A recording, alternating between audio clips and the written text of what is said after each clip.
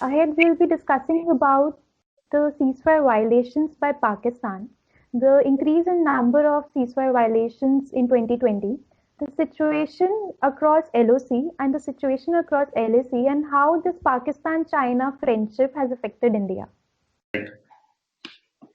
So, yesterday only there was an incident of ceasefire violation by Pakistan at the Poonch district of Jammu and Kashmir. So, an Indian Army soldier lost his life, and if we go by the statement of Indian Army, then this was an unprovoked incident of ceasefire violation by Pakistan yet again. So, what would be your comment on that incident, like another army soldier losing his life because of the ceasefire violation by Pakistan? No, ceasefire violations provoked by Pakistan are very common. Especially, 2020 has been a bad year that way. The ceasefire violation has taken place at the rate of about, the total of 5,100 ceasefire violations have taken place. Most of the ceasefire violations are to assist infiltration by terrorists from across the LC to our side. Most of these. And some of these are also action reaction situations, because when the ceasefire violations are provoked from the Pakistani side, we also give a very excellent response, a very effective response. There is retaliation from our side. So it gets into action reaction situation. So this incident which happened yesterday was in Kishan Ghati sector, which is in Punch. And unfortunately, we lost, one of our soldiers made a supreme sacrifice. Hats off to him. And these things do happen. Ceasefire violations are now become, I would rather say that south of Pir Panjal and north of Pir Panjal, the ceasefire violations take place. However, the line of control, if you look at it, east of Zozila, that's in the Mashko, Dras, Kaksar, Kargil sector, and the Siachen Glacier, ceasefire violations do not take place. So it is a direct indication of why the ceasefire violations takes place, because the infiltration does not take place east of Zozila. That terrain is not there and the areas are not there. So one of the major reasons for the ceasefire violations is Pakistan's proxy war and its effort to ensure infiltrators come into the valley and to raise the violence levels in Srinagar and in Kashmir. Right. When we talk of ceasefire violations by Pakistan, the number has drastically increased from 2019 to 2020. So, if we go by numbers, in 2019 the numbers were just over 3,200, and during August of 2019, when the status of Jammu and Kashmir was changed, it was drastically increased. And then when we speak of 2020, then the number is more than 5,100, has crossed 5,100 mark. So, what could be the reason behind this drastic increase within a year?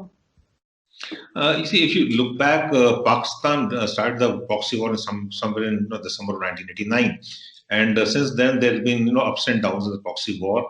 But coming down to the recent events, 5th August 2019, with the suspension of the provisions of Article 370 and 335A, the violence levels in Kashmir have seen a downward trend.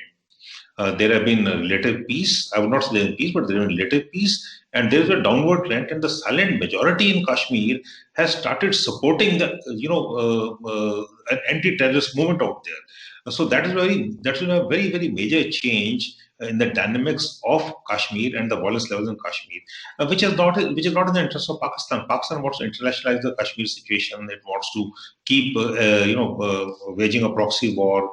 It's a low cost, high effect war where we have to deploy a lot of resources out there.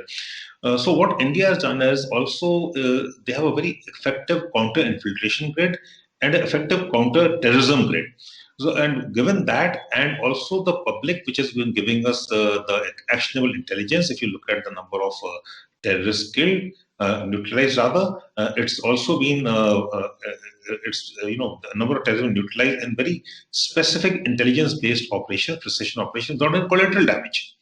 So if you look at that, so Pakistan's interest is to raise the violence levels, and for that it needs to keep a certain amount of terrorists infiltrated across from this other side, terrorists also, and also the weapons and the explosives and all.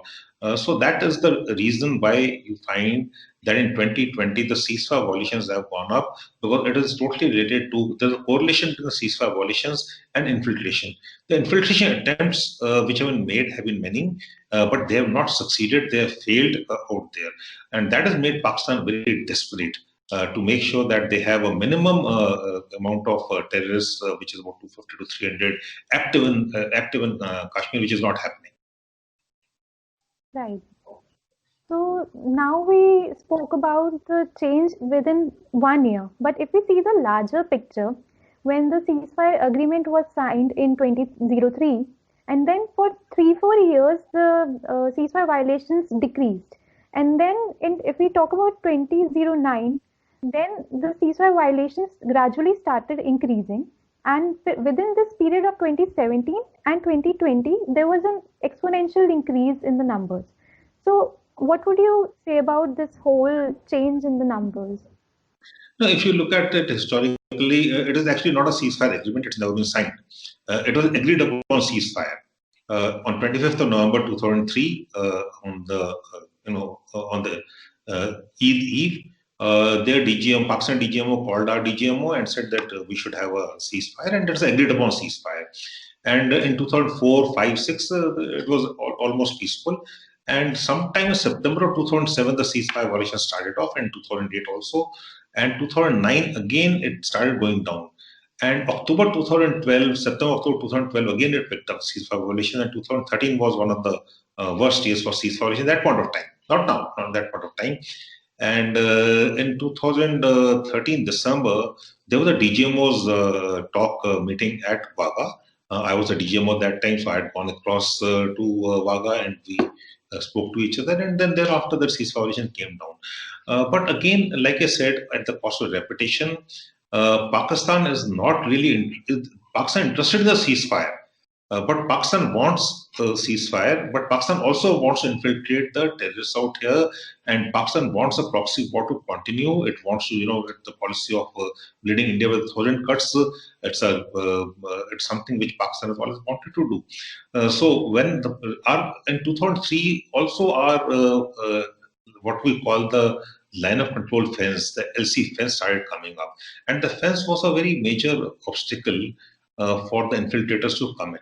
Without the ceasefire violation of the side, when the ceasefire violations happen in the particular area, the men have to take cover, and that is under that cover of darkness. And when a men are under cover, that's the time when infiltration takes place. So it is fully and directly related to ceasefire violations and the to infiltration and the ceasefire violations, and that is why you see a spike in ceasefire violations.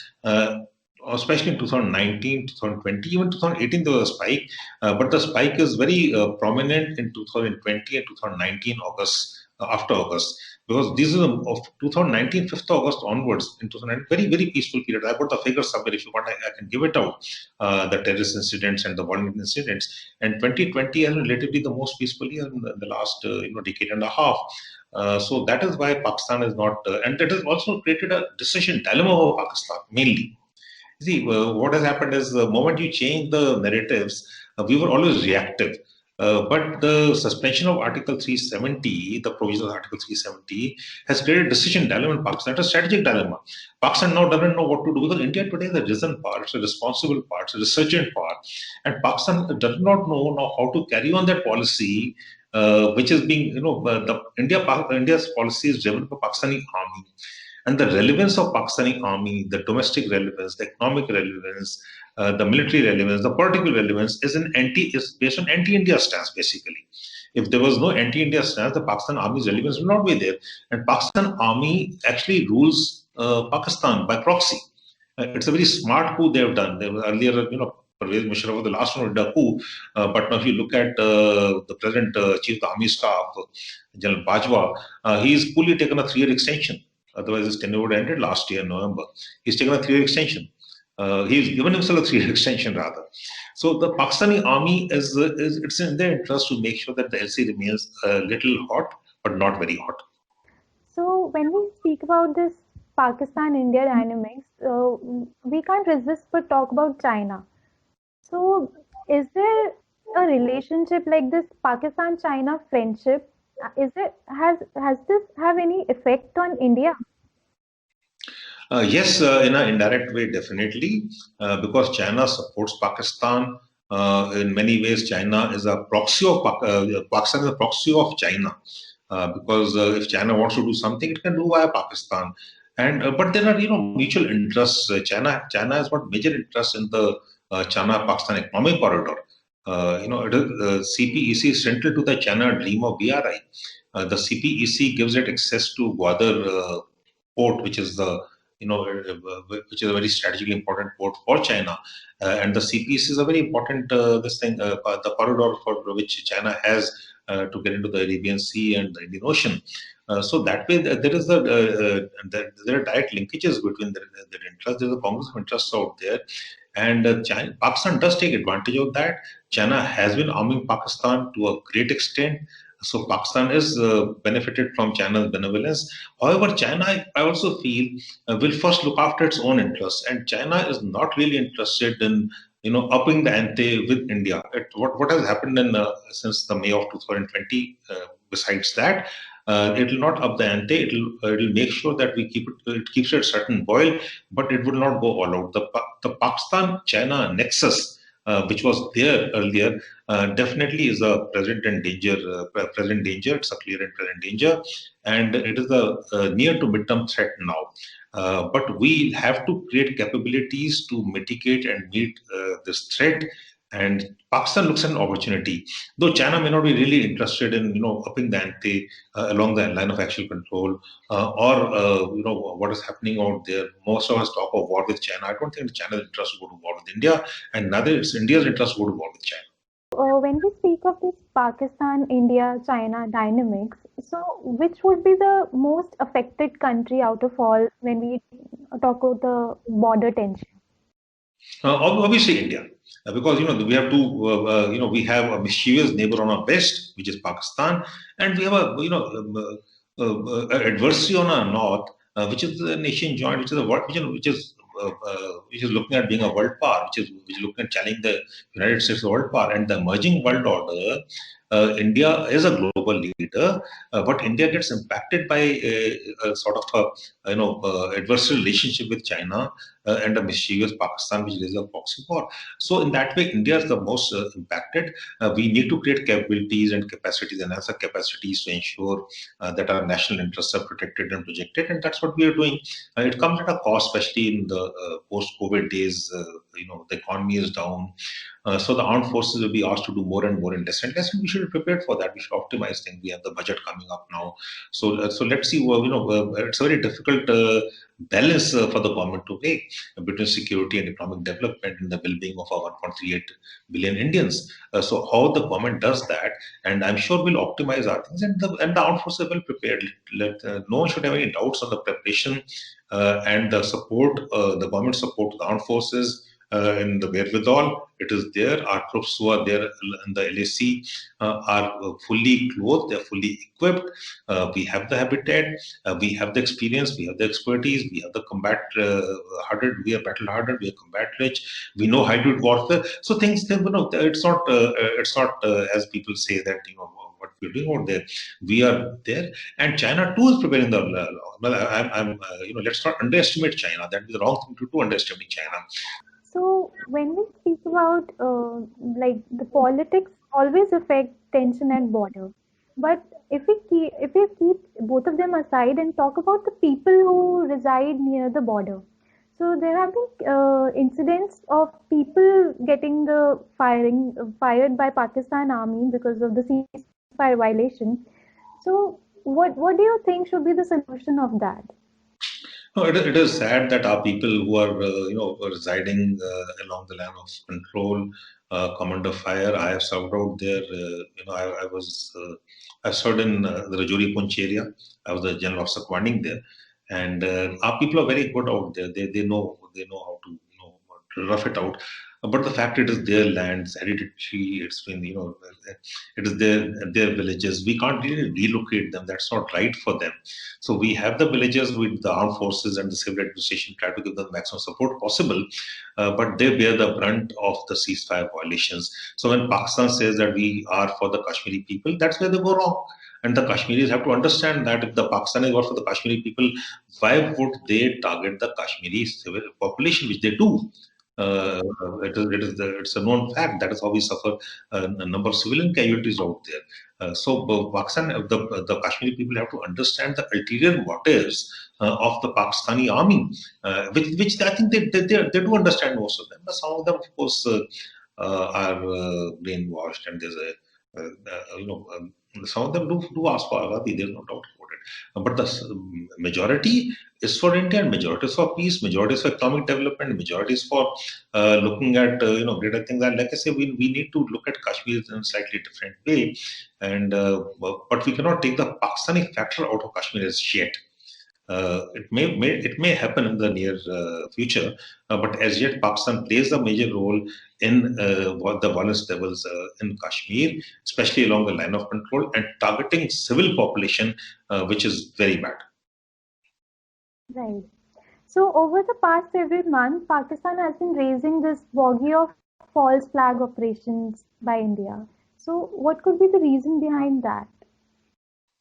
See, Pakistan believes in what I say, lies, deceit, and deception. So the Pakistan policy, which the operational policy runs on lies, deceit, and deception. That's what Pakistan actually does. So when they carry out an operation, they try to show it as a false flag operation, because Pakistan under tremendous pressure from the international community, the FATF, for being the epicenter of terrorism. So it has to say that these are false flag. Like even Pulwama, they called it a false flag operation, right? Yes. So, they termed it as that. But who actually gained from Pulwama? The chief of staff of the Pakistani army. If you look at Pulwama, he got 3 years extension. So the biggest benefactor was the Pakistani army. So this false flag operation is a Pakistani construct, and we should not even talk too much about it. These are again part of their lies, deceit, and deception. So lastly, I would just want to make this clear that this Pakistan ceasefire violations has nothing to do with the LAC China border tension.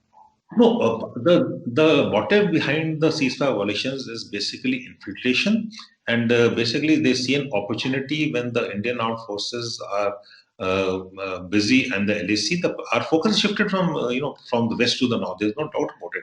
So Pakistan does see an opportunity to infiltrate people and to raise the violence levels, thinking that now, if they raise the violence levels and with a preoccupation along the LAC, we will not be able to do another, precision airstrikes or another surgical strike like we did after Uri, or after Pulwama. So they see an opportunity out there. But I think they should understand that in tomorrow's world, if Pakistan does anything major, if there's a very high profile, again a high profile, high visibility terrorist attack, they'll have to pay for it. The public sentiment will need to be sorry. No government cannot now not do it. Irrespective of what happens in the LAC, if there is a high profile attack, Pakistan will have to pay for that attack. So we have had 8 rounds of discussions with China, but there has been no solution yet. So what is your take on it? See, China disturbed the peace and tranquility, and violated the 5 agreements on which the peace and tranquility was based for the last 4.5 decades. And there was the agreement 93, 96, 2002, 2005, 2013. What the situation right now is, as I call it, it's a stalemate. China has done a forward deployment. There's no doubt about it. There's a forward deployment done by China along the LAC, and we also have occupied our own side of the LAC. We occupied certain operationally important heights on south bank of Bengal, so basically on the Kailash range, which overlooks the Moldo garrison, and that threatens the Moldo garrison and also gives protection to Chishul.